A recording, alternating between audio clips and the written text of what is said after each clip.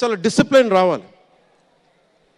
సినిమాలు తీసే వాళ్ళు మాట్లాడాలి చిత్ర పరిశ్రమ గురించి, సినిమాలు తీయని వాళ్ళు మాట్లాడకూడదు. సినిమాలు తీయకుండా రాజకీయాలు చేసేవాళ్ళు మాకు నచ్చం. అది ఎన్డీఏ తరపు నుంచి నేను చెప్తా ఉన్నాను. తెలుగు చిత్ర పరిశ్రమ గురించి మాట్లాడాలి అంటే సినిమాలు తీసి దానికి సాధక బాధలు అర్థం చేసుకున్న వాళ్ళే మాట్లాడాలి. మన తెలుగుదేశం, జనసేన, భారతీయ జనతా పార్టీ, ఎన్డీఏ ప్రభుత్వం వారితోనే మాట్లాడతాం, వారితోనే గుర్తిస్తాం.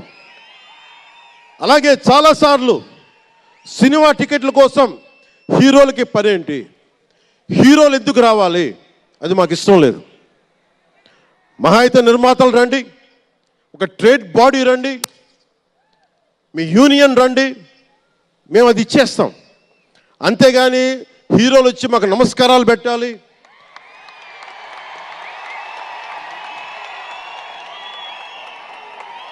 అంత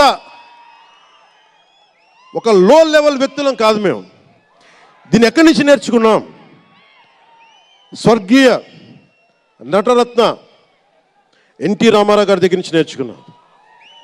మహానటుడు, ఆయనని ఎంతమంది విమర్శించినా, కోటా శ్రీనివాసరావు గారు విమర్శించినా, ఆయన ఎప్పుడన్నా యాక్ట్ చేస్తే ఆయనతో పాటు ఏం బ్రదర్ బాగున్నారు అని చెప్పి చాలా గుండెలు నిండుగా పలికే వ్యక్తి మహానుభావుడు ఎన్టీ రామారావు గారు.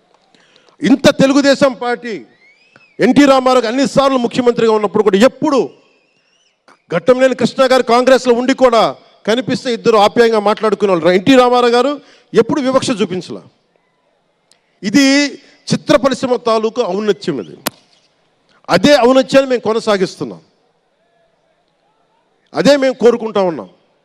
అంతేగాని గతం ప్రభుత్వంలో లాగా మీరు అభిమానించే మెగాస్టార్ చిరంజీవి గారు లాంటి వారిని కానీ,